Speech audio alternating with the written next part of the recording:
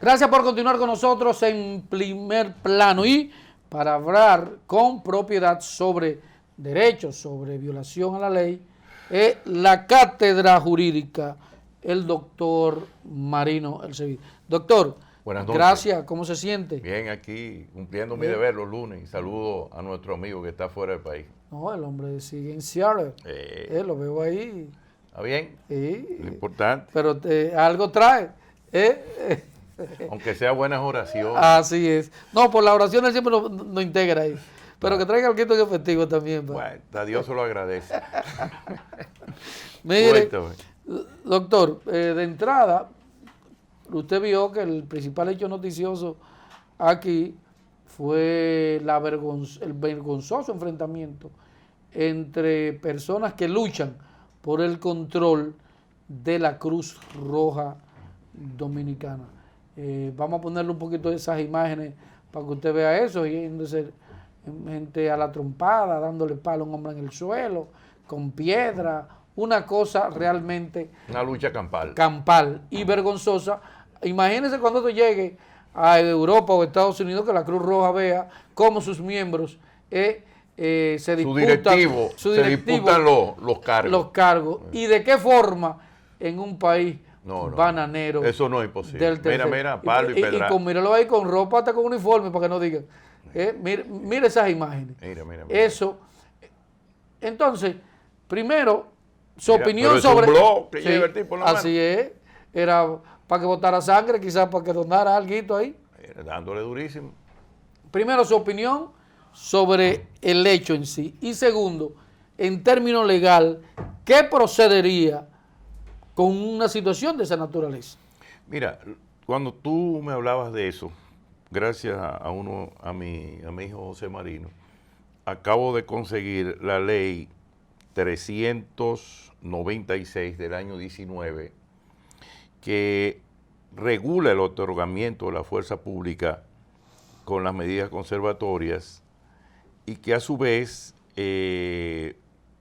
establece el mecanismo para la presencia de la ejecución de sentencias en el ámbito de la justicia. Evidentemente que hay un mandato del Tribunal Constitucional del año 2012, si mal no recuerdo, que estableció propiamente al Congreso que hiciera una ley donde regulara el otorgamiento de la fuerza pública. Ahí, como nos damos cuenta, ahí no hay fuerza pública de nada. Sí. Estas personas fueron a palo y pedra. Después llegó la policía y aplacó el asunto. Llegaron cuando el escándalo. Después de... Lo más seguro, los dos policías que estaban en la puerta salieron corriendo. Salieron corriendo porque hasta ellos cogían el chance. Mire cómo están esa gente con eso. Mire, esos son unos palos que trajeron especialmente. Ahora, eso tiene una connotación extraordinaria en la propia ley y conlleva sanciones de 3 a 10 años. ¿Cómo? Y lleva también una multa de 10 a 20 salarios mínimos. Sin embargo, es importante destacar que el legislador hizo todo un mecanismo, ¿no? Dijo, bueno, ¿cuál es el objeto de la ley? ¿Cuál es el ámbito de aplicación? ¿Cómo se otorga la fuerza pública?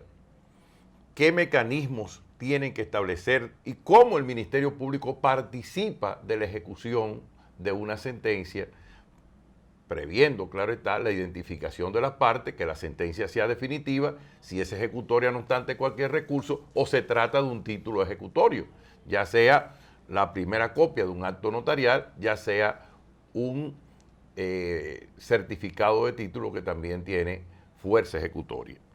Eso es el mandamiento de la ley y el condicionamiento para esa solicitud de fuerza pública. Pero ahí no se hizo ninguna solicitud, ahí no se ve ningún miembro del Ministerio Público ni cosas por el estilo. Esa gente fueron con palos y pedradas, como hemos visto, a tomar el organismo.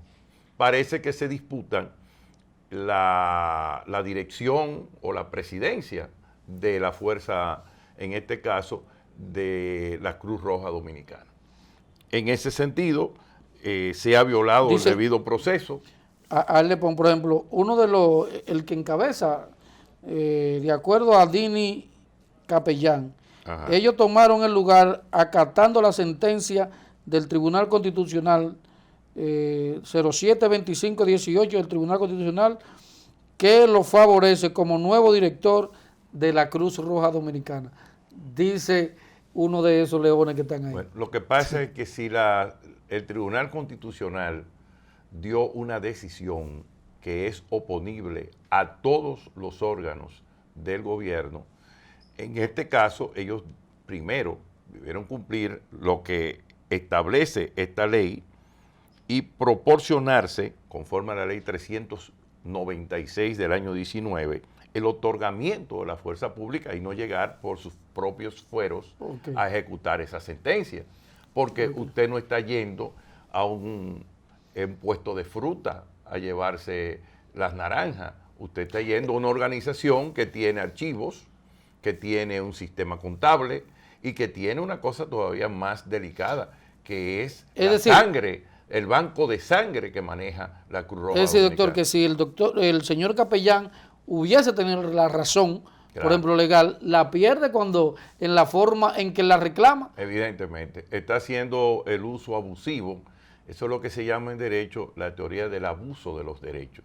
Él tiene una sentencia que le corresponde por mandato de un tribunal superior, que en este caso el Tribunal Constitucional, que es definitivo, y a su vez ha abusado de esa decisión, llegando con piedras y palos a ocupar una institución de carácter semiprivado, pero que también concuerda con muchas ayudas de no solamente del gobierno dominicano, sino de organismos internacionales que tiene un debido proceso antes de usted llegar con esa turba multa a asaltar esa institución, aunque usted tenga esa sentencia en su favor. Lo que él debió proceder a pedir la fuerza pública conforme lo establece esta ley. Exactamente, evidentemente. Ahí hay una violación al debido proceso y a la tutela judicial efectiva que establecen los artículos 68 y 69, los derechos fundamentales, y el 69, la tutela judicial efectiva. ¿Qué pasaría de ahora en adelante?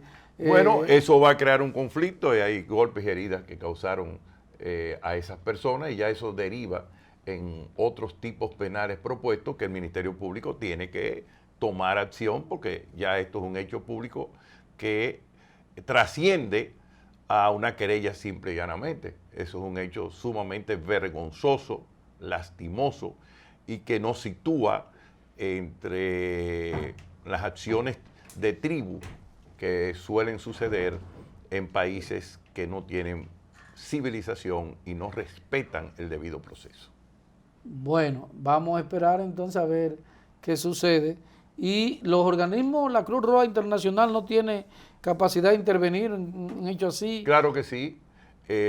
Las personas que eligen aquí, la doctora Leroux, que hasta la hora de su muerte estuvo allí, sí, evidentemente que su conexión es internacional. Es decir, para que alguien lo aprueben en una posición de esta, tiene que estar refrendado por los organismos internacionales.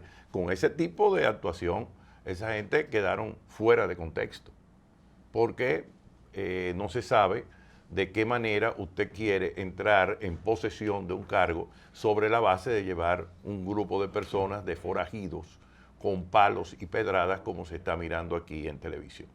Mire, doctor, otra pregunta, y son comentarios que hacía.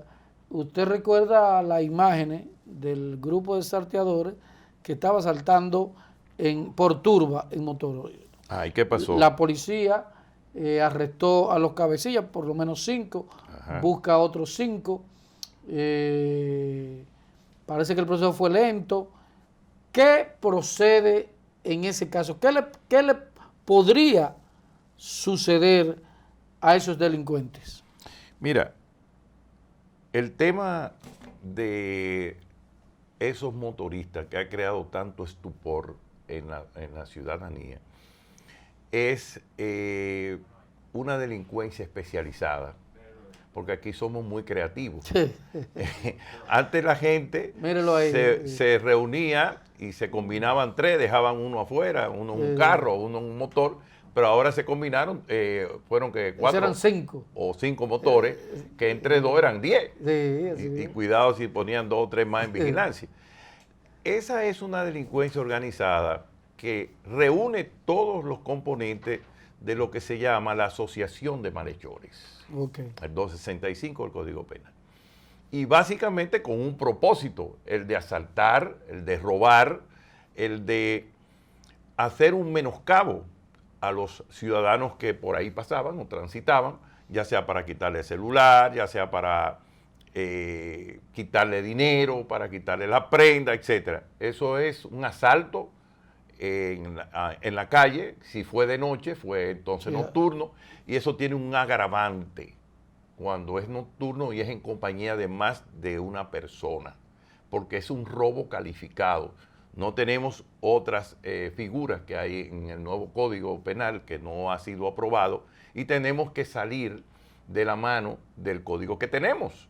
¿Qué es lo que hay en el fondo? Bueno, hay una asociación de malhechores y hay un robo con agravante por la nocturnidad y por la cantidad de personas que participaron en el mismo, en este caso en un motor, cada uno de ellos. Como tenemos tan buen sistema ahora, a través del 911, se puede lograr esas imágenes en la calle, y esas personas van a ser identificadas. Lo importante es que procedamos con civilización, que esa gente sean apresadas, sometidas a la justicia, llevadas a esas evidencias, esas pruebas que sean obtenidas legalmente, para que mañana no digan que fue una prueba no obtenida judicialmente y legalmente y que fue fraudulenta, que no se hagan interposición de personas distintas ni cosas por el estilo, y que se haga un debido proceso lo más pronto posible. Porque una de las cosas también que está sucediendo aquí es que pasan esos hechos y entonces duramos 2 años para que se conozca el proceso, y eso incentiva mucho, porque ¿qué estamos usando? La prisión preventiva como un método anticipado de castigo, y no podemos seguir en eso. Esas personas, por ejemplo, representan un peligro de fuga. ¿Por qué? Porque se fueron del lugar, porque no son fáciles de identificar, porque no se entregaron, porque no hay un arrepentimiento activo, y porque a su vez constituyen un peligro para ese lugar. Entonces esa gente hay que someterla y pedir una prisión preventiva por el peligro que ellos mismos representan. Pero de repente esa no es la primera vez que lo hacen. Entonces, ese tipo de banda organizada, ese tipo de actuación delincuencial, necesita de la inteligencia delictual, necesita de la inteligencia de los militares que tienen a cargo la inteligencia delictiva, para apoyar a la justicia en las informaciones de quiénes son esos ciudadanos que se han convertido en criminales y han conciliado para cometer esos crímenes.